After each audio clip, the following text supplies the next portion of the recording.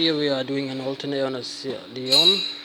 All you need to do is take all these pipes out of the way, the intercooler pipes, the washer ball, the top mounting, make sure it's jacked up. Before you do the job, make sure the earth is off, battery is disconnected.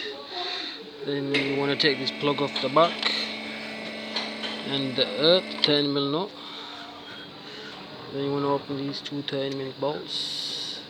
But before all that, when you have to get the mounting up, jacked up, take the mounting off. Then you want to tension the tension from here with the 16mm spanner and take the belt off. Then the plug, earth, these two bolts here, and alternator is all free and all yours.